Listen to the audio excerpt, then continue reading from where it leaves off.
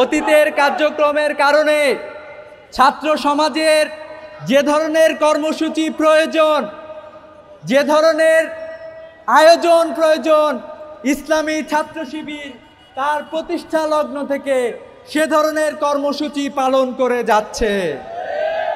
আপনারা দেখবেন ইসলামী ছাত্র শিবিরের কার্যক্রমকে বিশ্ববিদ্যালয় থেকে শুরু করে বাংলাদেশের সর্বোচ্চ বিশ্ববিদ্যালয়, সর্বোচ্চ বিদ্যাপীঠ, ঢাকা বিশ্ববিদ্যালয়, চট্টগ্রাম বিশ্ববিদ্যালয়, রাজশাহী বিশ্ববিদ্যালয়, জাহাঙ্গীরনগর বিশ্ববিদ্যালয় সহ বাংলাদেশের সকল বিশ্ববিদ্যালয়, স্কুল, কলেজ এবং গ্রামগঞ্জের শিক্ষার্থীরা স্বাগত জানিয়ে আমাদের কার্যক্রমকে গ্রহণ করেছে।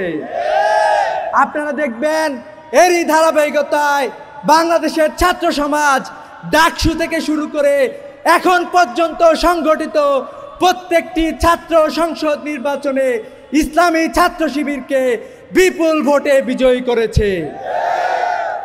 বাংলাদেশের ছাত্র সমাজ শান্তিপূর্ণ কর্মসূচিকে, গঠনমূলক কর্মসূচিকে তারা আস্থার সাথে গ্রহণ করেছে।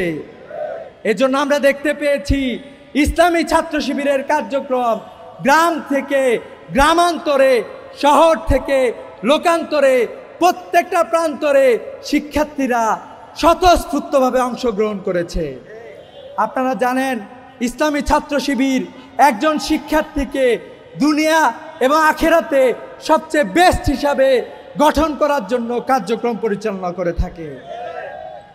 আল্লাহ তাআলা আমাদের যে দোয়া শিখিয়ে দিয়েছেন, রব্বানা আতিনা ফিদ দুনিয়া হাসানাতাও ওয়া ফিল আখিরাতি হাসানাতাও ওয়া কিনা আযাবান্নার। হে আল্লাহ, তুমি আমাকে দুনিয়া এবং আখিরাতে সফলতা দান করো। ইসলামী ছাত্র শিবির এ ধরনের একটি কার্যক্রম নিয়ে সামনের দিকে এগিয়ে যাচ্ছে।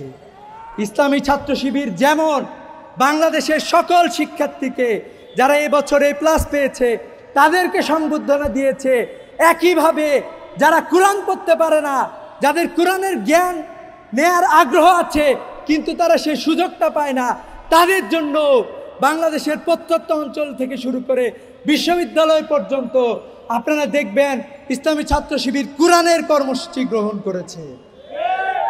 নোয়াখালীর মসজিদে কোরআনের কর্মসূচি গ্রহণ করে সেই কর্মসূচিতে ঘোষণা দিয়ে যুবদল এবং স্থানীয় সন্ত্রাসীরা সেই কর্মসূচিতে হামলা করেছে। অসংখ্য সাধারণ শিক্ষার্থী, সাধারণ মানুষকে সেখানে আহত করেছে। কিন্তু আমরা দেখতে পাই তারা আমাদেরকে প্রতিরোধ করতে চেয়েছিল, কিন্তু আমরা দেখেছি সাধারণ মানুষ, স্থানীয় জনগোষ্ঠীর প্রতিরোধের মুখে সন্ত্রাসীরা স্থান ত্যাগ করতে বাধ্য হয়েছে।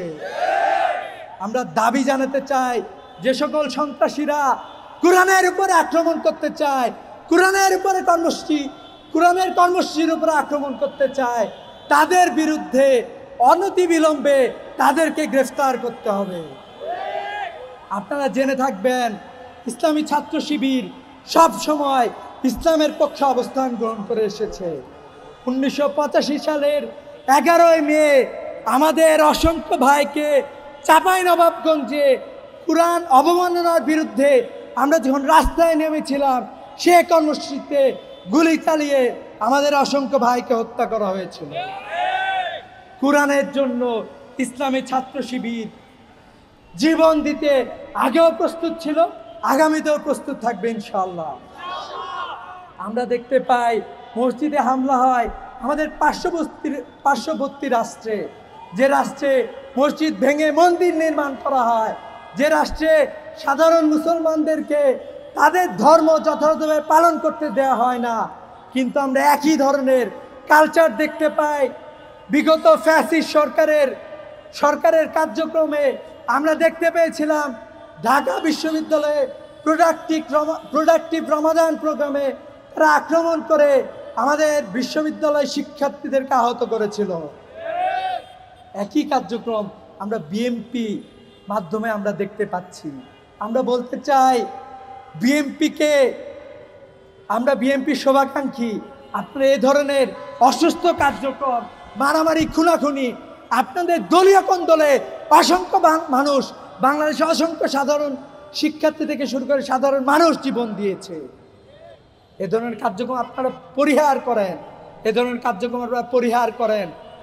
যারা বিএনপির নেতৃত্ব আছে তাদেরকে আহ্বান জানাতে চাই যে আপনারা এই ধরনের কার্যক্রম, যারা এই ধরনের কার্যক্রমের সাথে জড়িত, অনতিবিলম্বে তাদেরকে গ্রেফতার করে, তাদেরকে আপনার দল থেকে বহিষ্কার করে, তাদেরকে আইন শৃঙ্খলা বাহিনীর হাতে তুলে দিন। বাংলাদেশে নতুন ধারার রাজনীতি শুরু হয়েছে, এই নতুন ধারার রাজনীতিকে আপনারা গ্রহণ করেন, কিন্তু আমরা দেখতেছি আপনারা সেই আগের ধারায় রয়েছেন। চাঁদাবাজি করতেছেন, ধর্ষণ করতেছেন, খুন করতেছেন, কোরআনের কর্মসূচিতে আপনারা আক্রমণ করতেছেন। এ ধরনের কার্যক্রম পরিহার করার জন্য আহ্বান জানাচ্ছি। অন্যথায় ইসলামী ছাত্র শিবির বাংলাদেশের মানুষের যে চেতনা তৈরি হয়েছে, বাংলাদেশের মানুষকে সাথে নিয়ে এ ধরনের সকল অপরাজনীতিকে আমরা বাংলাদেশ থেকে বিতাড়িত করবই ইনশাআল্লাহ।